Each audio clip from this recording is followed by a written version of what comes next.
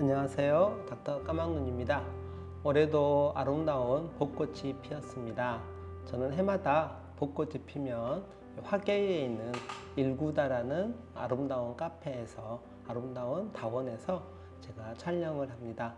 오늘도 벚꽃이 아름답게 피었기 때문에 이곳에 와서 촬영을 시작하게 되어서 기쁩니다. 오늘 얘기하고 싶은 주제는 치매입니다.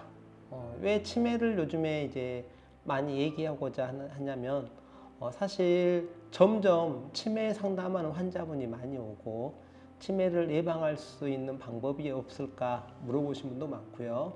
부모님이 치매 초기예요 이렇게 해서 찾아오신 분도 꽤 많습니다. 또 어떤 경우는 당신이 경도인지 장애라고 진단하고 오신 분도 있고요. 남편이 치매 초기 같아요 해가지고 할머니가 남편을 모시고 오는 그런 경우도 없지 않아 있습니다. 사실 치매는요, 암보다 더 두려워하는 병 중에 하나입니다. 많은 환자분들에게 아주 극단적인 선택을 하라 한다 그러면, 암이 더 낫겠어요, 치매가 낫겠어요 그러면 많은 분들이 암을 차라리 선택한다고 할 만큼 치매는 두려워하는 병 중에 하나입니다. 나를 잃어버리는 병이죠. 우리나라의 치매 유병률이 얼마나 될까요? 2025년 올해 예상되는 치매 유병률은 우리나라에 100만 명가량 있다고 되어 있고요. 45년이 되면은 200만 명이 된다고 합니다. 그래서 시간이 지날수록 치매 환자분이 많아진다라고 이렇게 생각하시면 되는데요. 제가 이제 예전에 마음 아프게 봤던 영화 중에 일본 영화인데 나라야마라는 영화가 있습니다. 어떤 영화냐면 70세가 넘은 노부모를 산에 버려야 됐던 과거 일본의 모습을 적나라하게 보여주는 영화였습니다. 포스터가 아들이 어머니 노모를 딱 이렇게 업고 있는데요. 효하려고 업고 있는 게 아니고 눈이 내리는 저 산에다가 어머니를 갖다 버리려고 업고 있는 포스터가 참 마음 아팠습니다. 우리나라에는 뭐 고려장이라고 이름이 붙여 있지만 사실 고려시대에 어머니를 산에 갖다 버렸다는 이런 기록은 찾을 수 없다고 합니다. 그래서 일본에 있었던 이야기이지 않을까 싶은데요. 이런 이야기가 노래로는 있습니다. 장사익 씨가 불렀던 꽃구경이라는 노래인데요. 가사가 이렇습니다. 어머니 꽃구경 가요, 제 등에 업히어 꽃구경 가요. 세상이 온통 꽃핀 봄날 어머니는 좋아라고 아들 등에 업혔네. 마을을 지나고 산길을 지나고 산자락에 휘감겨 숲길이 짙어지자. 어머니가 이제 아신 거예요. 아이고 머니나 어머니는 그만 말을 잃더니 꽃구경 봄구경 눈 감아 버리더니 한 움큼 한 움큼씩 솔잎을 따서 가는 길 뒤에다 뿌리며 가네. 어머니가 이제 알아채시고 솔잎을 따가지고 뒤에다가 계속 뿌리면서 가는 거예요. 아들이 어머니한테 물어보죠. 어머니 지금 뭐 하신대요? 솔잎은 뿌려서 뭐 하신대요? 라고 물어보니까 어머니 답이 이렇습니다. 아들아 아들아 내 아들아 너 혼자 내려갈 일이 걱정이구나. 길 잃고 헤맬까 걱정이구나. 이게 어머니들의 마음, 부모의 마음이지 않을까 싶어요. 당신을 버림에도 불구하고 어쩔 수 없이 버려지는 그 아들이 돌아가는 길을 잃을까 봐서 솔잎을 뿌려주는 것이 부모의 마음일 텐데, 그 마음이 너무 아름답긴 하지만 슬프지 않을까요? 그래서 오늘 제가 하는 이야기, 또 최근에 제가 치매 예방법과 치료법에 대한 이야기를 잘 들으시고 그 내용대로 따라서 하시면 이 아픈 마음이 좀 적어지지 않을까, 서글픈 마음이 덜해지지 않을까 생각을 하고 있습니다. 시작해 볼게요. 치매가 무엇인가 알려 그러면 경도인지 장애하고 치매하고 두 개로 구분을 해야 됩니다. 치매는 어떤 거냐면요, 인지 기능이 많이 심하게 저하돼 가지고 일상생활이 어렵습니다. 기억력도 떨어지고 판단력도 떨어지고 문제 해결 능력도 떨어지고요. 감정과 행동의 변화가 심하게 나타나서 혼자 생활하기 어려운 경우가 이제 치매라고 생각하시면 됩니다.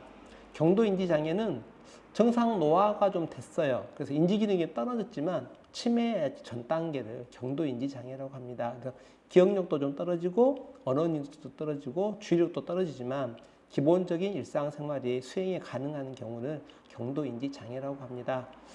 경도인지 장애가 있으면은 치매가 아니니까 안심할 수 있을까요? 그렇진 않습니다. 왜냐하면 1년에 10에서 한 15%는 치매로 발전합니다. 그리고 한 6년 정도 지나면 한 80%가 치매가 됩니다. 이렇게 경도인지 장애는요, 치매의 전 단계라고 생각하시면 됩니다. 경도인지 장애 유병률은 우리나라 보건복지부에서 발표한 유병률을 놓고 보면요, 65세 이상의 28.42%입니다. 근데 치매는 85세가 넘어가면 21%가 되거든요. 그래서 85세 이상의 치매하고 경도인지 장애를 합치게 되면 몇 퍼센트가 나오냐면 49.6%가 나옵니다. 그러니까 85세 이상의 두 분 중에 한 분이 경도인지 장애 아니면 치매라는 뜻입니다. 두 명 중에 한 분이니까요. 부모님 두 분 다 살아계시면 한 명은 경도인지 장애나 치매이고 한 분은 그분을 돌봐야 된다는 말이 됩니다. 서글픈 상황이죠. 요즘 저희 나라 수명이 늘었기 때문에 아마 제 나이 또래에 있는 분들은 아마도 85세 이상 사실 것 같거든요. 그러면 저나 제 아내가 85세가 되었을 때 두 명 중에 한 명이 경도인지 장애나 치매니까 아마도 아내가 저를 돌봐줘야 되지 않을까 이런 생각이 들어요. 그래서 저도 치매가 좀 무섭고요. 또 저희 어머니도 치매 증상이 있으셔가지고 아내가 어머니 모시면서 오랜 시간 참 힘들었거든요. 그래서 이게 얼마나 무서운 병인가는 제 자신도 느끼고 있고 제 아내도 느끼고 있는 병입니다. 치매 자가진단 테스트 하는 항목이 있습니다. 첫 번째, 기억력이 예전보다 나빠졌다고 느낍니까? 두 번째, 최근에 있었던 일을 기억하는 것이 어렵습니까? 세 번째, 같은 질문을 반복해서 하는 경우가 있나요? 네 번째, 물건을 두고 어디에 뒀는지 잊어버린 일이 자주 있나요? 다섯 번째, 대화 도중에 단어가 생각나지 않거나 말을 하다가 맥락을 잃어버리나요? 여섯 번째, 친한 사람의 이름이나 얼굴이 갑자기 기억나지 않나요? 약속을 자주 잊거나 중요한 일정을 깜빡거리는 경우가 많나요? 집 근처에서 길을 잃거나 익숙한 장소에서 방향 감각이 헷갈리나요? 숫자의 계산이 어려워지거나 돈을 잘못 계산하는 일이 많아졌나요? 물건을 사용한 후 원래 자리에 두는 것이 어려워졌나요? 가스레인지나 전자기기 전원을 끊는 것을 자꾸 잊어버리나요? 자주 사용하는 전화번호 기억하기가 어렵나요? 집중력이 낮아지고 피로감 쉽게 느끼거나 우울한 기분이 지속되나요? 사회적인 활동이 줄어들었나요? 평상시 하던 일이 어려워졌나요? 이런 항목으로 테스트를 하는데요. 제가 이걸 하면서 그 설문지를 만들면서 제가 몇 개나 해당되는가 봤더니 저 역시 2개가 해당이 되는 거예요. 그런데 3개까지는 정상 범위이기 때문에 걱정할 필요가 없고요. 4-5개가 되면은 경미한 기억력 저하 가능성이 있고요. 6개 이상이 되면은 치매 초기 증상이라고 생각하시고 병원을 꼭 방문해 보셔야 됩니다. 그러면 MMS라든가 이런 검사를 통해서 확인해 보시면 되고요. 어떤 설문지 조사 외에도 이제 치매라든가 경도인지 장애에 돌이킬 수 있는 병들이 있거든요. 그러니까 치매에서 한 30% 정도는 치료할 수 있는 치매예요. 그러니까 혈관성 치매라든가 비타민이 부족하다든가 이럴 때는 치료할 수 있는 치매거든요. 그래서 이런 어떤 치료할 수 있는가 돌이킬 수 있는가 알아보려고 검사하는 게 항목이 있습니다. 병원에서 이제 검사하는 항목은 혈당 검사하고요, 당화혈색소, 콜레스테롤 같은 중성지방도 검사하고요, 허리둘레도 확인하고요, 혈압 확인하고요, 호모시스테인이라고 동맥경화와 관계된 수치가 있는데요. 얘가 높아지면 혈관이 딱딱해지고 상처가 나거든요. 그래서 호모시스테인 검사, 또 요오드 검사, 비타민 D 검사, HSCRP라고 해서 몸안 염증을 보는 검사, 요산 검사, 간 기능 검사, 대부분 이런 검사를 통해서 몇 개 항목이나 해당되는가 보고요. 여기에 이제 문제 있는 것은 교정해주는 방법으로 치료하고 있습니다. 그런데 10분 중에 3분 정도는 좋습니다. 돌아갑니다. 그리고 10분 중에 또 한 3분 정도는 진행을 하지만, 이렇게 인지기능이 떨어진 쪽으로 진행을 하지만 더 낮은 쪽으로 이렇게 서서히 진행하는 거죠. 그래서 치료를 하고 나면 어떤 경계선이 있어요. 이렇게 일상생활에 현저한 지장을 주는 어떤 경계선이 있는데 그 경계선 위에서 버티는 거예요. 더 떨어지지 않도록. 이게 일상에 현저한 지장을 주는 인지기능 저하의 기준점이 하나 있는데 이 점에서부터 이 아래로 내려가면 간병인이 필요하고 대소변이나 이런 문제가 발생하기 때문에 이 위의 수준에서 다시 끌어올리는 시도가 필요하거든요. 그래서 여러 가지 걸 이제 시도를 해야 된다라고 생각합니다. 이제 치매를 어떻게 치료합니까? 라고 물어보시면 아주 근원적인 답변부터 해야 되는데요. 저희 인체를 구성하는 요소부터 생각을 해봐야 됩니다. 저희 몸이 어떻게 이루어졌을까요?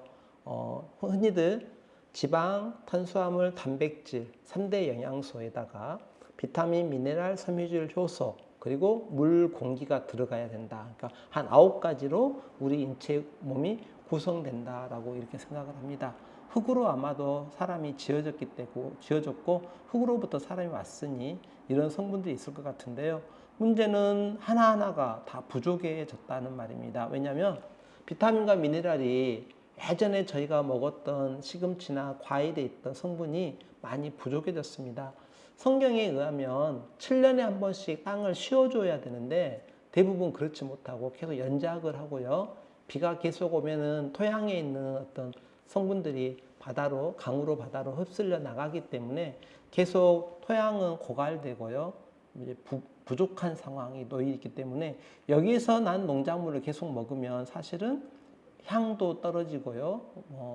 맛도 떨어지고 그 안에 있는 비타민과 미네랄 성분도 떨어질 수밖에 없는 것이 저희가 먹는 먹거리의 현실입니다. 그래서 어떤 식당에 제가 지리산 아래에 있는 한 식당을 좋아하는데 봄철에 나물이 많이 나오면 그 식당에 가서 그 나물을 먹으려고 하거든요. 근데 거기서는 지리산에서 직접 채취한 그 나물들을 가지고 요리를 해주시는데요.